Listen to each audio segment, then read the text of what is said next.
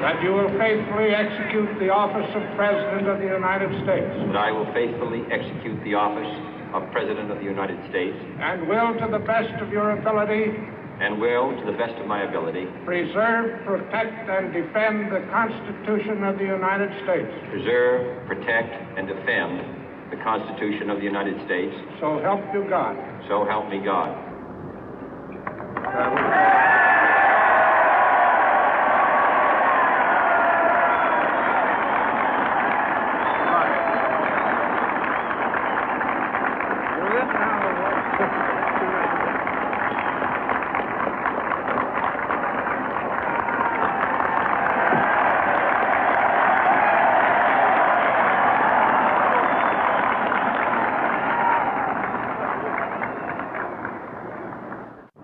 Vice President Johnson, Mr. Speaker, Mr. Chief Justice, President Eisenhower, Vice President Nixon, President Truman, Reverend clergy, fellow citizens.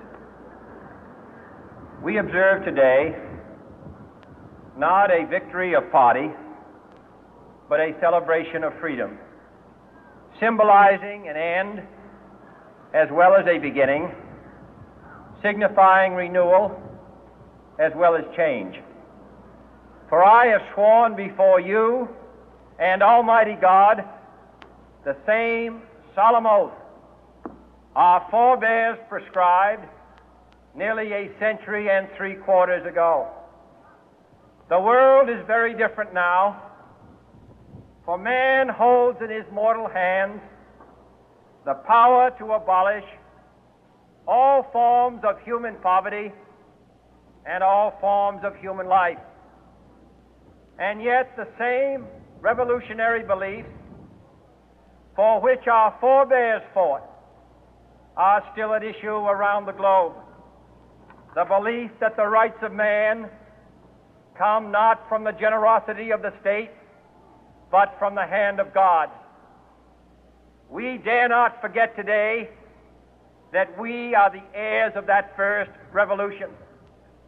Let the word go forth from this time and place to friend and foe alike that the torch has been passed to a new generation of Americans born in this century, tempered by war, disciplined by a hard and bitter peace, proud of our ancient heritage, and unwilling to witness or permit the slow undoing of those human rights to which this nation has always been committed and to which we are committed today at home and around the world.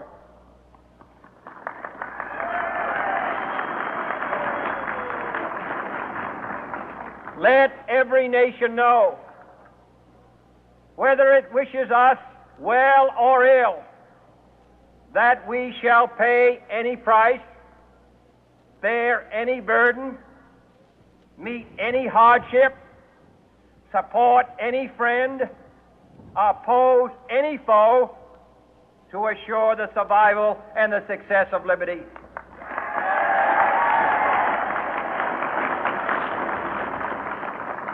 This much we pledge and more.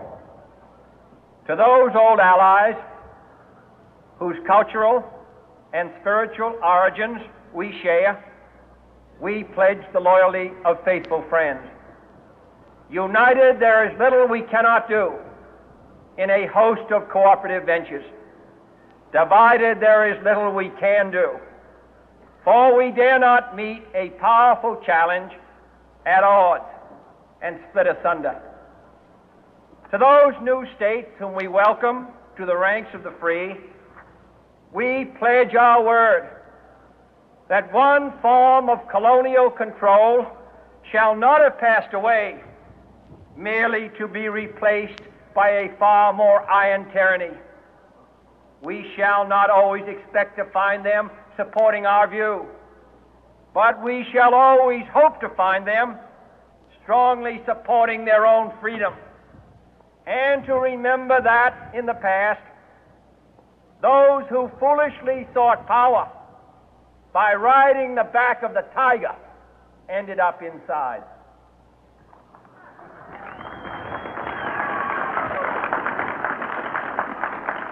To those people in the huts and villages of half the globe struggling to break the bonds of mass misery, we pledge our best efforts to help them help themselves for whatever period is required, not because the communists may be doing it, not because we seek their votes, but because it is right.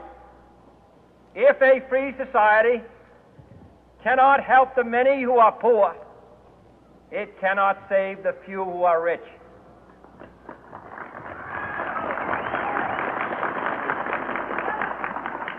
To our sister republics south of our border, we offer a special pledge to convert our good words into good deeds, in a new alliance for progress, to assist free men and free governments in casting off the chains of poverty.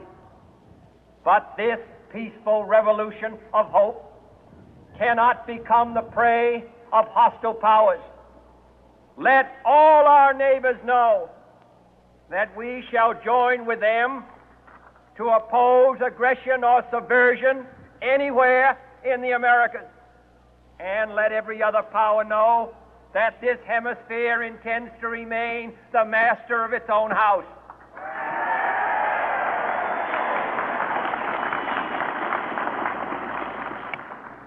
To that World Assembly of Sovereign States, the United Nations, our last best hope, in an age where the instruments of war have far outpaced the instruments of peace, we renew our pledge of support to prevent it from becoming merely a forum for invective, to strengthen its shield of the new and the weak, and to enlarge the area in which its writ may run. Finally, to those nations who would make themselves our adversary, we offer not a pledge, but a request that both sides begin anew the quest for peace. Before the dark powers of destruction, unleashed by science, engulf all humanity in planned or accidental self-destruction, we dare not tempt them with weakness, for only when our arms are sufficient beyond doubt can we be certain beyond doubt that they will never be employed. But neither can two great and powerful groups of nations take comfort from our present course, both sides overburdened by the cost of modern weapons, both rightly alarmed by the steady spread of the deadly atom, yet both racing to alter that uncertain balance of terror that stays the hand of mankind's final war. So let us begin anew, remembering on both sides that civility is not a sign of weakness, and sincerity is always subject to proof. Let us never negotiate out of fear, but let us never fear to negotiate.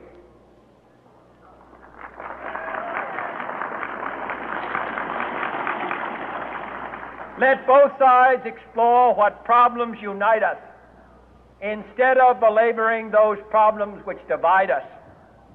Let both sides, for the first time, formulate serious and precise proposals for the inspection and control of arms, and bring the absolute power to destroy other nations under the absolute control of all nations.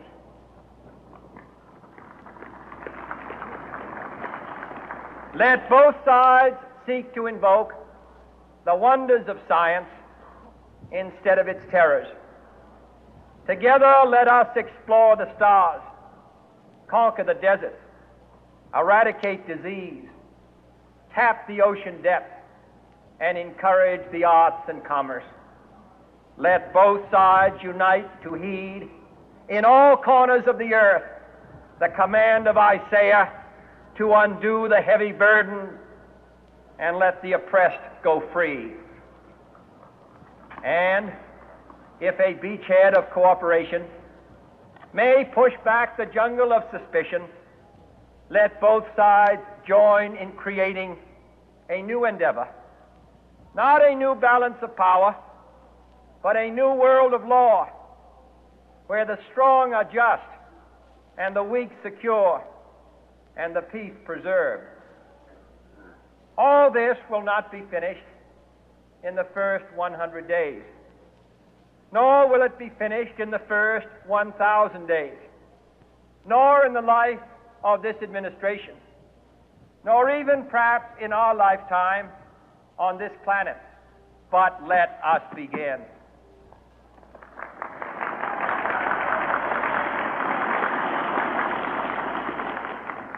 In your hands, my fellow citizens, more than mine, will rest the final success or failure of our course. Since this country was founded, each generation of Americans has been summoned to give testimony to its national loyalty. The graves of young Americans who answered the call to service surround the globe. Now the trumpet summons us again, not as a call to bear arms, though arms we need, not as a call to battle, though in battle we are, but a call to bear the burden of a long twilight struggle, year in and year out, rejoicing in hope, patient in tribulation, a struggle against the common enemies of man, tyranny, poverty, disease, and war itself. Can we forge against these enemies a grand and global alliance, north and south, east and west, that can assure a more fruitful life for all mankind? Will you join in that historic effort?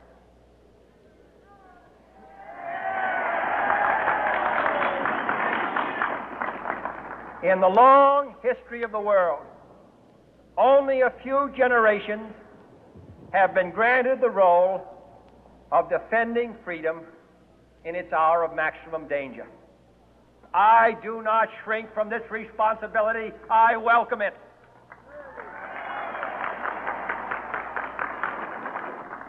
I do not believe that any of us would exchange places with any other people or any other generation.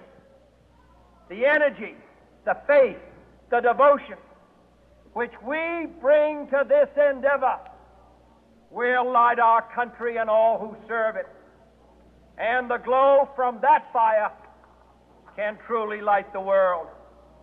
And so, my fellow Americans, ask not what your country can do for you, ask what you can do for your country.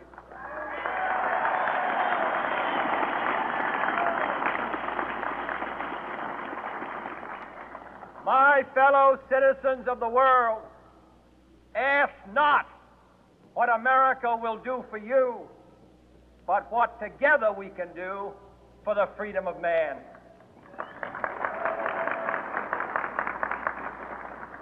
Finally, whether you are citizens of America or citizens of the world, ask of us here the same high standards of strength and sacrifice which we ask of you. With a good conscience, our only sure reward, with history the final judge of our deeds, let us go forth to lead the land we love, asking His blessing and His help, but knowing that here on earth God's work must truly be our own.